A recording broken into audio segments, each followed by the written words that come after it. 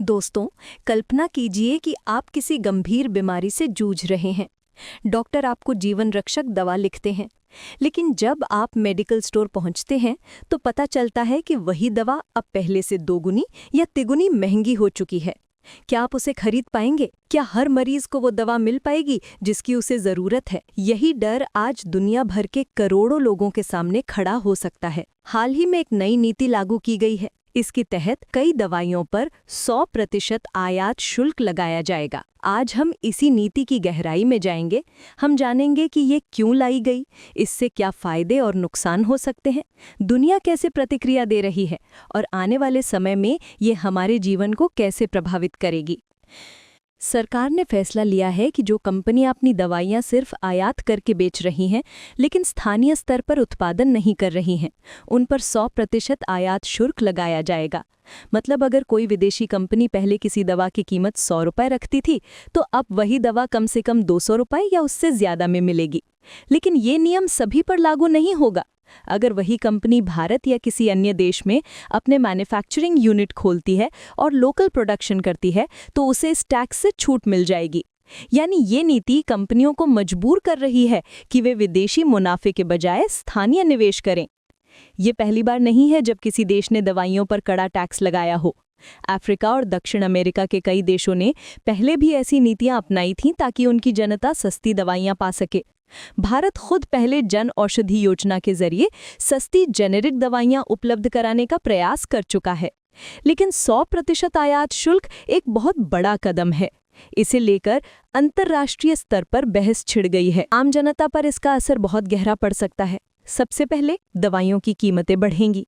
अगर एक कैंसर की दवा की कीमत अभी 50,000 रुपये है और वो पूरी तरह आयातित है तो 100% शुल्क के बाद उसकी कीमत 1 लाख तक पहुंच सकती है। दूसरी बात, स्वास्थ्य बीमा कंपनियां भी अपने पैकेज महंगे कर सकती हैं क्योंकि इलाज की कुल लागत बढ़ जाएगी। तीसरी बात, गरीब और मध्यम वर्ग के लिए दवाइयां खरीदना और मुश्किल हो जाएगा। चौथी बात, गंभीर बीमारियों के इलाज पर संकट आ सकता है क्योंकि जिन दवाइयों का उत्पादन अभी स्थानीय स्तर पर कम है वे सबसे ज़्यादा प्रभावित होंगी। दुनिया की बड़ी फार्मा कंपनियां जैसे अमेरिका की फाइजर, जर्मनी की बेयर और स्विट्जरलैंड की नोवार्टिस अपने प्रोडक्ट्स कई देशों में सप्लाई करती हैं। अब उन्हें 2 रास्ते चुनने होंगे। पहला, वे लोकल फैक्ट्री लगाएं और उत्पादन करें। दूसरा, वे दवाइयों की कीमतें बढ़ाकर मुनाफा बनाए रखें। लेकिन हर कंपनी के लिए लोकल फैक्ट्री लगाना आसान नहीं है। इसमें करोड़ों डॉलर का निवेश, टेक्नोलॉजी ट्रांसफर और कई साल का समय लगता है। इसलिए शुरुआत में सबसे आसान रास्ता होगा कीमतें बढ़ाना, और इसका सीधा असर मरीजों पर पड़ेगा। नीति लागू होने के बाद दुनिया भर से अलग अलग प्रतिक्रियाएं सामने आई हैं। अमेरिका ने साफ कहा है कि ये नीति वर्ल्ड ट्रेड ऑर्गेनाइजेशन के नियमों के खिलाफ है और उसकी फार्मा कंपनियों को नुकसान पहुंचा सकती है। यूरोपियन यूनियन ने चेतावनी दी है कि इससे दवाओं की ग्लोबल सप्लाई चेन पर असर पड़ेगा और मरीजों को समय पर दवाइयां नहीं मिल पाएंगी। वहीं चीन और ब्राजील जैसे देश इसे एक अवसर मान रहे हैं। वे अब और ज्यादा दवाइयों का उत्पादन कर ग्लोबल मार्केट में अपनी पकड़ बढ़ाना चाहते हैं। विश्व स्वास्थ्य संगठन यानी WHO ने भी चिंता जताई है कि अगर गरीब देशों में दवाइयां महंगी हुईं तो लाखों लोग इलाज से वंचित रह सकते हैं।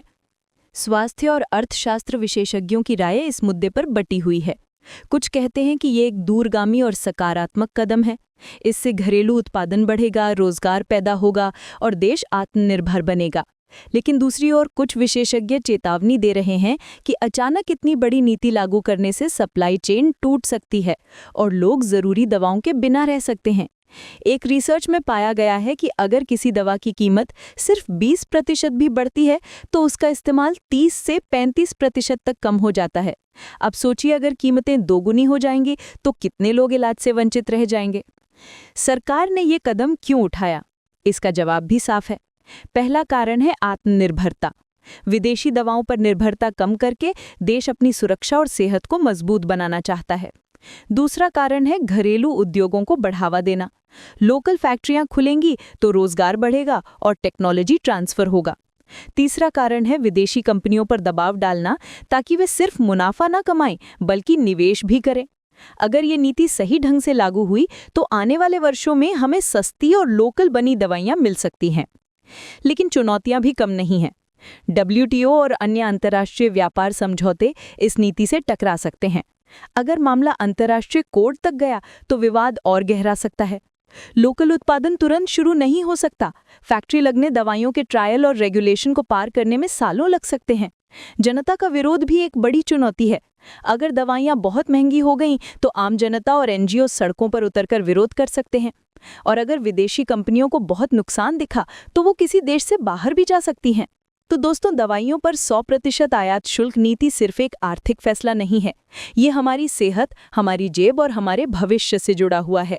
हो सकता है कि आने वाले समय में ये नीति देश को आत्मनिर्भर और मजबूत बनाए, लेकिन इसका बोझ उठाना आम जनता के लिए आसान नहीं होगा। सवाल ये है कि क्या हम इस कीमत पर आत्मनिर्भरता खरीदना चाहते हैं, या फिर कोई ऐसा रास्ता निकाला जा सकता है जिससे दवाइयाँ भी सस्ती रहें और देश आत्मनिर्भर भी बने। यही असली चुनौती है। अब आपकी बारी है दोस्तों। क्या आपको लगता है कि दवाइयों पर 100% आयात शुल्क सही कदम है? क्या ये आम जनता की जेब पर बोझ डालेगा या लंबे समय में हमारे लिए फायदे लेकर आएगा? अपने विचार हमें कमेंट्स में ज़रूर बताइए। अगर आपको ये वीडियो जानकारीपूर्ण लगा हो तो इसे लाइक और शेयर करें ताकि और लोग भी इस मुद्दे को समझ सकें। और हाँ, चैनल को सब्सक्राइब करना मत भूलिएगा ताकि आपको दुनिया भर की ऐसी ही ज़रूरी जानकारी समय पर मिलती रहे। धन्यवाद।